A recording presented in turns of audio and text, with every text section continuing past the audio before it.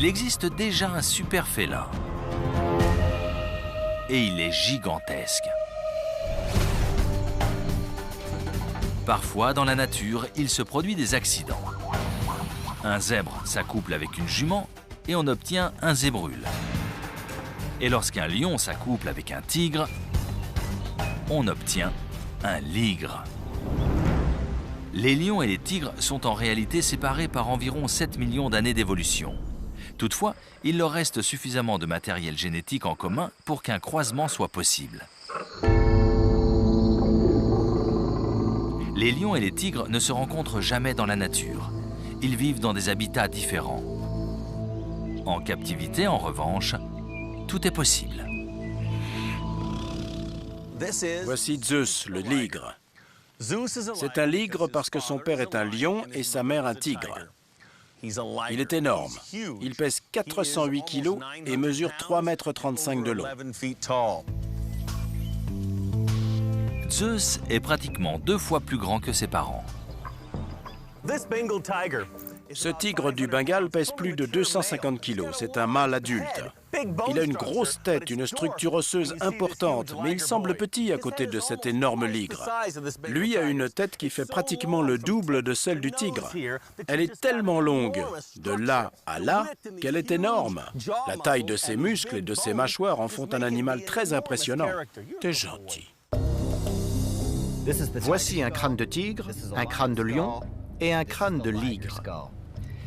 Ces deux-là ont une force de morsure de 180 kg au niveau des canines. J'ai mesuré la taille des muscles de cet animal et l'ouverture, et j'en ai déduit qu'il pouvait avoir une force de morsure de 450 kg au niveau des canines. De ce point de vue-là, le ligre est un super félin. Cependant, un prédateur d'exception comme le super félin doit allier puissance et rapidité. Dans ce cas, est-il judicieux qu'il soit le plus grand des félins?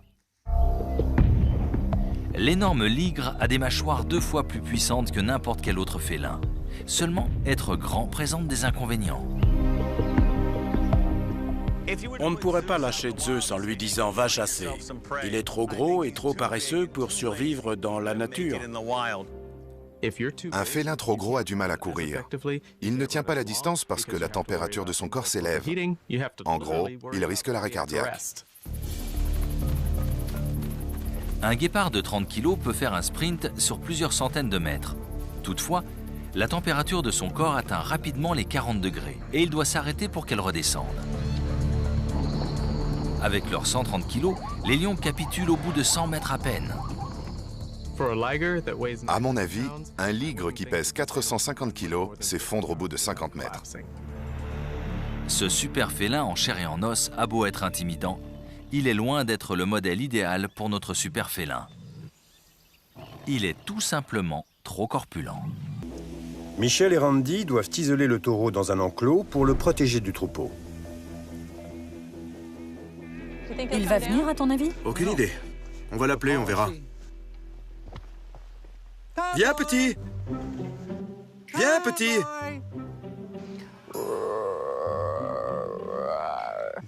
Tu as un problème? Non, c'était pas un héros. J'appelle le bœuf. Viens, petit! Il nous ignore. Il faut les séparer avant de l'endormir. Parce que si un animal s'affale, tous ses camarades en profiteront. Il est à terre, à l'attaque. On va rentrer avec la voiture, essayer de le rapatrier par ici et fermer le portail.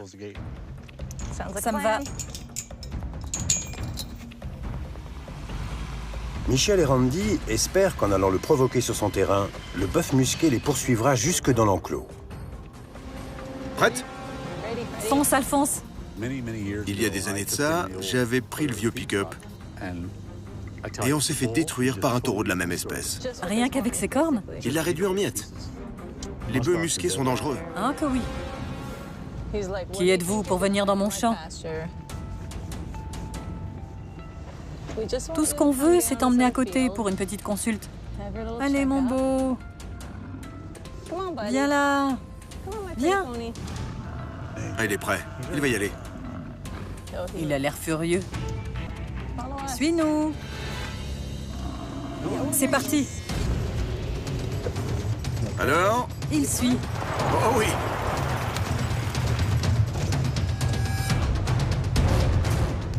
Il est juste là. Il arrive, il approche. Tu y étais presque. L'animal s'arrête juste avant le portail. Non. Quel grognon. J'adore les vieux grognons, ils sont super. Ils ne se laissent pas faire. Les bœufs musqués, c'est pareil. Gros malin. Ferme pas le portail. Quel casse-pied. Allez, il nous complique pas la tâche. Suis-nous. Il est sur nos talons. Ouais. Parfait. Et enfin, il passe. Bravo, un as du volant. Alabama. La Black Warrior River attire les pêcheurs de toute la région qui viennent profiter de ses eaux poissonneuses. Quand Jason Frost s'y installe pour une journée de pêche avec un ami, il espère donc remonter une belle prise. Vous ne devinerez jamais ce qui est en train de nager vers le bateau.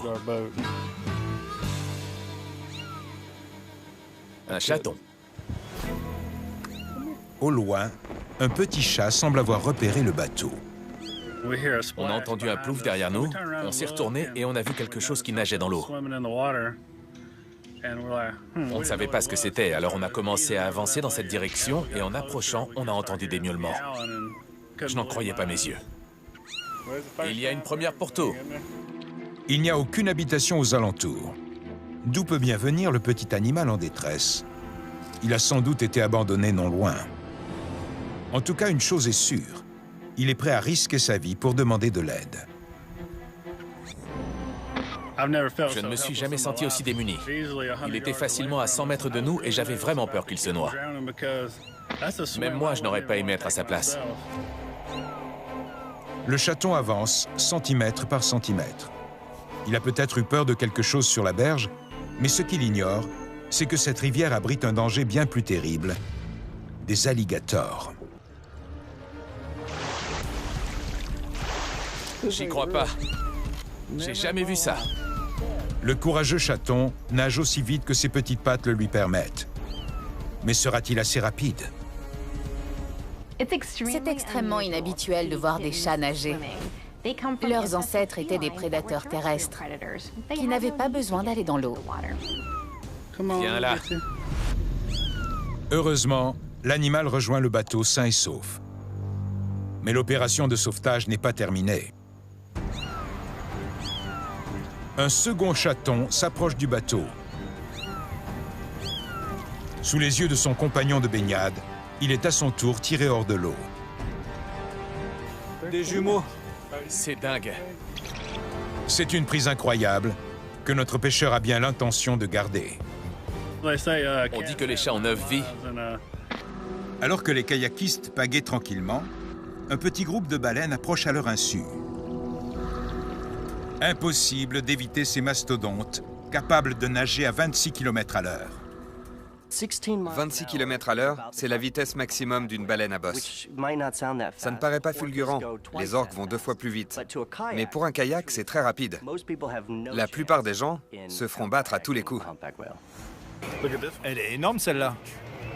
Il y en avait beaucoup. Je n'avais jamais vu autant de baleines. Regarde là. C'est exactement ce que cherchaient les touristes. Eh ben. Un autre groupe filme la scène. Soudain, une baleine fait surface devant les spectateurs ébahis par cette vue en gros plan de l'énorme animal. C'est alors qu'une autre baleine remonte des profondeurs comme un boulet de canon. Elle jaillit juste à côté des 2 kayakistes terrifiés du groupe de Sean. On ne l'a pas vue arriver. Elle n'était pas à la surface, elle nageait très profondément et elle a surgi sans prévenir. C'était instantané, comme la foudre. Après quoi, elle s'écrase dans un colossal plat de 36 tonnes. Oh non! Je ne vois que des éclaboussures et pas de kayak. Ça a été un moment effrayant. Je l'ai filmé. Où est le kayak? Où est le kayak? Elle l'a renversé. De là où j'étais, on ne voyait pas qu'elle n'avait pas atterri directement sur eux. Il fallait que j'aille voir. Le type va bien. Par miracle, les deux touristes réapparaissent, agrippés à leur kayak retourné, sonnés mais vivants après le passage de la formidable créature. Ils ont eu la chance de sortir indemnes de ce dangereux incident. Mais ni eux, ni Sean, leur guide, n'oublieront de sitôt cette vue imprenable sur le ventre de la baleine. Quand on croise un serpent venimeux, il vaut mieux garder ses distances. Mais que se passe-t-il quand le reptile est un zombie? Santa Cruz, Californie. On y trouve cougar, veuve noire et crotale. Ceux qui vivent là savent qu'ils peuvent se trouver nez à nez avec l'un de ces dangereux prédateurs. Mais dans leur garage, et quand votre famille est en danger, il n'y a pas de temps à perdre.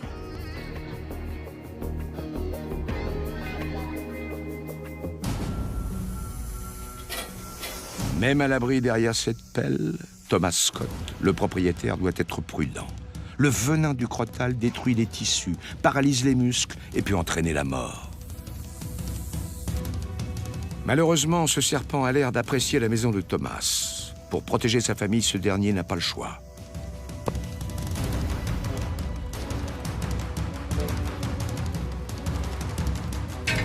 Mais cette histoire ne fait que commencer. Une fois détachée de son corps, la tête du crotal continue à scruter les alentours, prête à attaquer.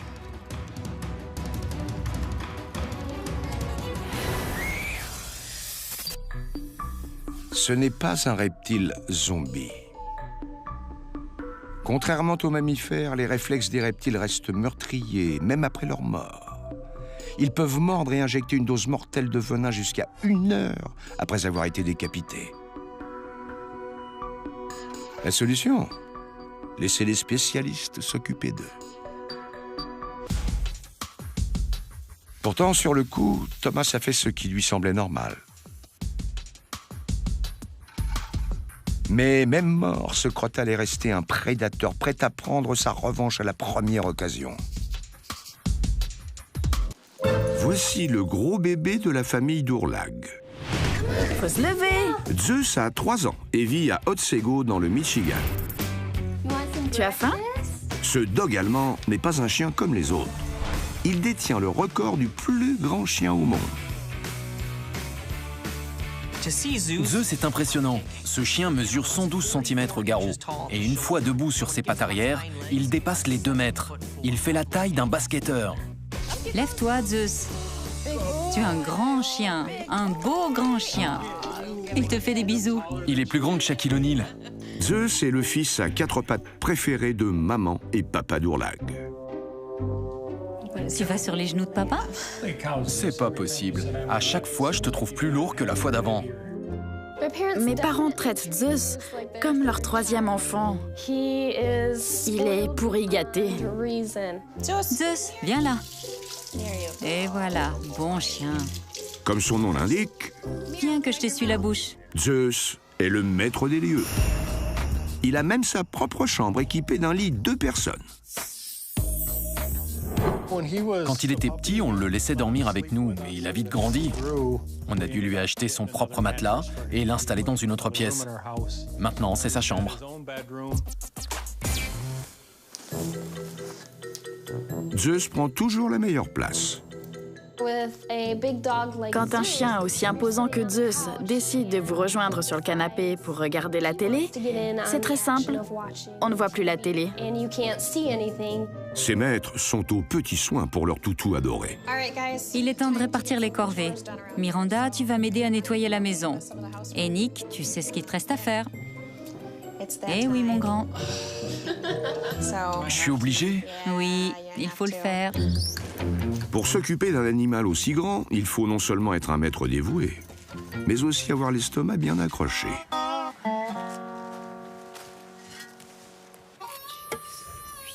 Il y en a des tonnes. Si vous voulez du compost bio, vous aurez de quoi faire. On dirait qu'il y a 3 kilos de crottes pour chaque kilo de nourriture qu'il consomme. Quand on y regarde de plus près, on se rend compte qu'il existe une certaine rivalité dans cette fratrie. C'est vrai que parfois, nos parents sont moins sévères avec Zeus qu'avec mon frère et moi. Tu es un bon chien. Quand mon père ne finit pas ses frites à midi, il les donne à Zeus. Alors je lui dis « Et moi alors, j'aime aussi les frites ?» Il me répond « Va t'en acheter. » Mais oui, ce gentil chien-chien est bel et bien le petit chéri de ses parents. Elle est drôle, celle-ci. Tu te souviens de quand il était petit? Regarde. Ça me paraît si loin maintenant. J'aime bien celle-là. On voit bien ses pattes. De vraies échasses. À la naissance, les dogs allemands pèsent entre 450 et 900 grammes.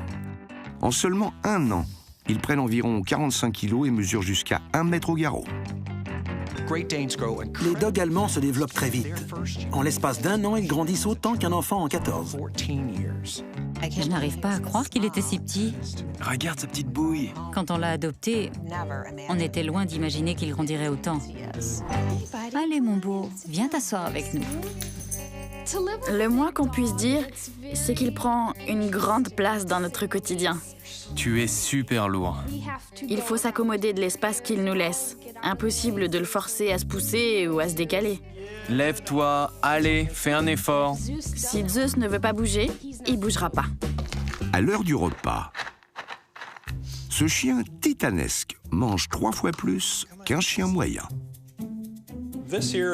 Ça, c'est ce que Zeus mange chaque jour. On lui sert 12 rations de croquettes, 2 boîtes de pâté et 2 ou 3 portions d'un bon repas maison.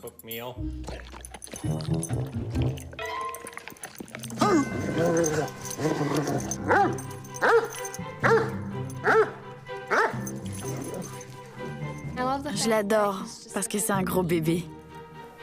On ne pouvait pas rêver trouver un chien plus gentil. Je ne l'abandonnerai pour rien au monde. Bon chien! Théo! Un chien répondant au nom de Théo. Théo! C'est un peu comme s'ils étaient jumeaux. Ils ont grandi ensemble. C'est Théo. Tout ce qui l'intéresse, c'est être avec Beau. Dès que Beau fait un truc, Théo veut participer.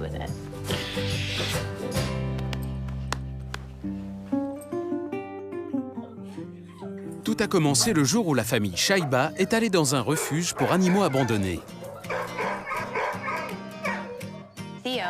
Théo faisait partie d'une portée de 11 chiots abandonnés par leur mère.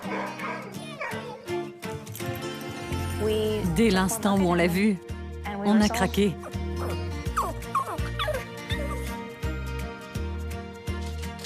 Théo avait désormais une famille. J'ai toujours voulu avoir un chien pour les enfants. J'ai grandi avec des chiens. Je sais combien cette relation est importante. Mais Jessica ne s'attendait sans doute pas à ce que Théo et Beau développent une telle complicité. Théo pleurait à chaque fois que je mettais Beau au lit pour qu'il fasse la sieste. J'ai fini par le laisser monter en me disant que ce serait la catastrophe, que Beau ne pourrait jamais dormir. Et puis, Théo s'est installé sur Beau. Il a collé son petit museau tout contre son visage et ils se sont aussitôt endormis. C'était la chose la plus incroyable que j'avais jamais vue. Jessica se met aussitôt à photographier ces scènes attendrissantes. Je n'arrêtais pas de m'extasier tellement je les trouvais craquants. Et c'est devenu une habitude.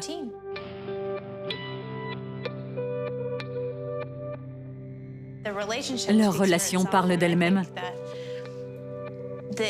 Ils n'ont pas besoin de mots pour se dire combien ils s'aiment. Jessica publie ses photos sur son blog où elle parle de son quotidien et de ses joies d'être maman. C'est devenu un espace où je pouvais laisser libre cours à ma créativité, avec la photo comme principal médium.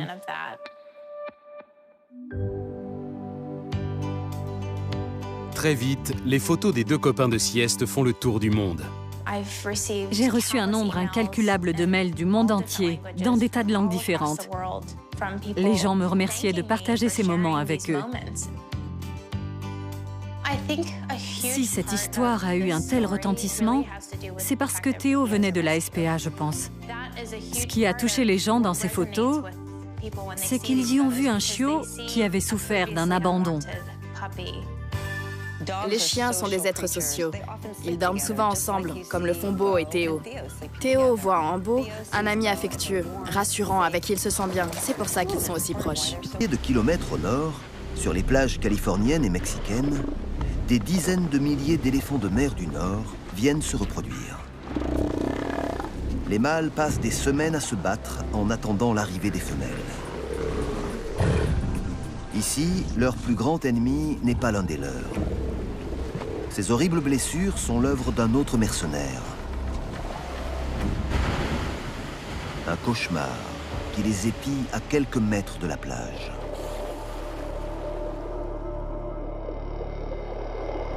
Cette jeune retardataire nage seule en eau très dangereuse.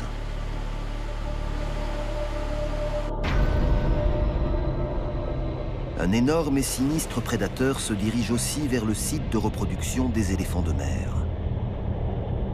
Un grand requin blanc. Seuls les adultes osent s'attaquer aux éléphants de mer. Cette femelle requin a 12 ans. Elle mesure 4,50 m et pèse presque 900 kg. La femelle est jeune et naïve et ne se doute pas un seul instant qu'elle est suivie.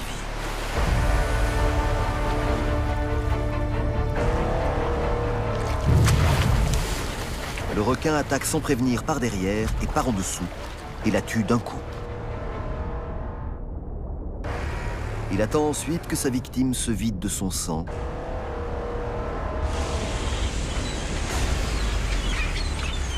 Puis revient réclamer son dû.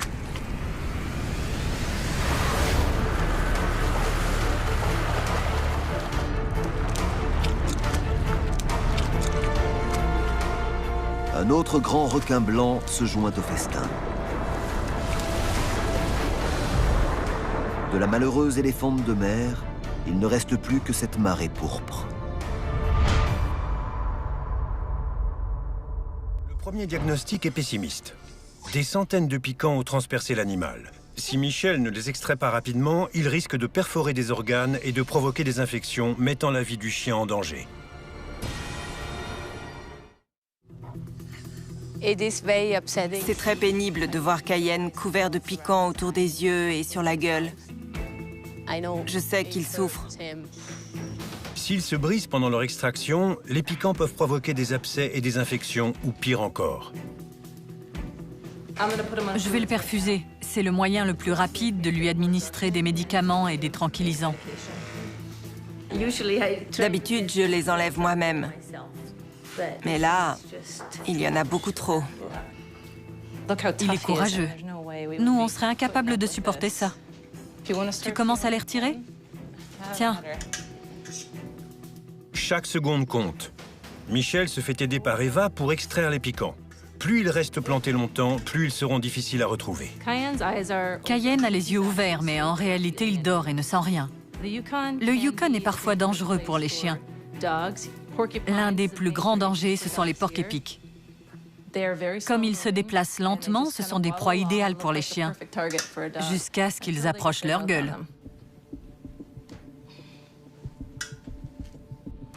Les porcs-épics ne lancent pas leurs piquants, c'est une légende. Mais ils donnent des coups de queue. Et quand les chiens s'approchent pour mordre, ils reçoivent les piquants en pleine gueule. Souvent, les chiens s'excitent et tentent de les saisir, et ils se font alors piquer à la gorge. Je dois tirer très fort à cause des ardillons. Ils s'enfoncent et ils ne veulent plus ressortir.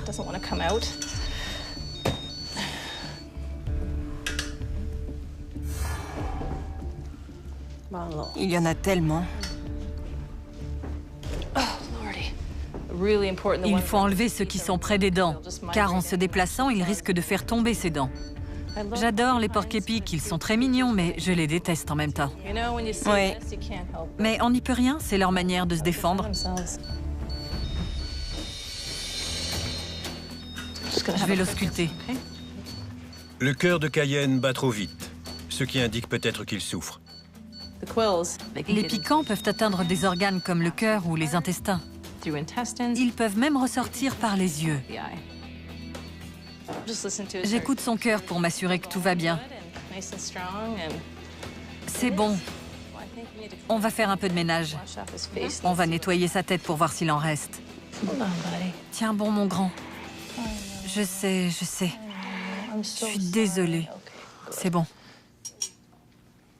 En 2 heures, Michel et Eva ont extrait presque 300 piquants de la gueule de Cayenne. Et lui ont sauvé la vie. C'est bien, Cayenne.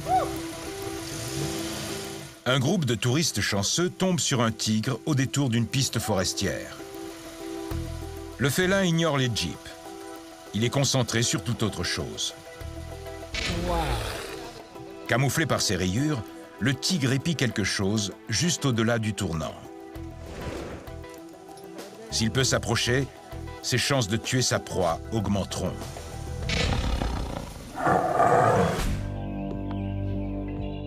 Les tigres n'ont pas l'endurance nécessaire pour poursuivre leur proie longtemps. Ils comptent sur l'effet de surprise. Ils possèdent les dents les plus longues de tous les félins. Leurs canines mesurent jusqu'à 9 cm. Ils saisissent leur proie à la tête et au cou pour lui sectionner la colonne ou lui écraser la gorge. Ça bouge dans les broussailles. Les touristes entendent un cri perçant dans les fourrés. Le tigre a pris quelque chose et c'est gros.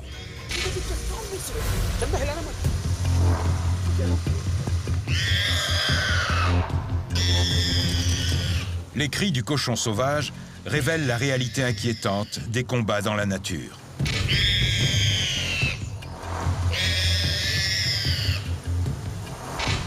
Le tigre maintient solidement son étau. Il semble étouffer le sanglier sans effort. Au bout de quelques minutes interminables, celui-ci paraît rendre les armes.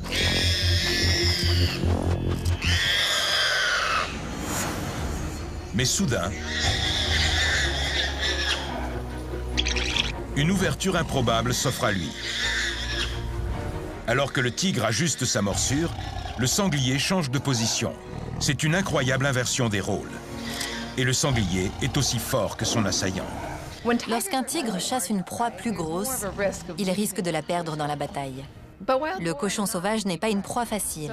Il se battra le plus longtemps possible.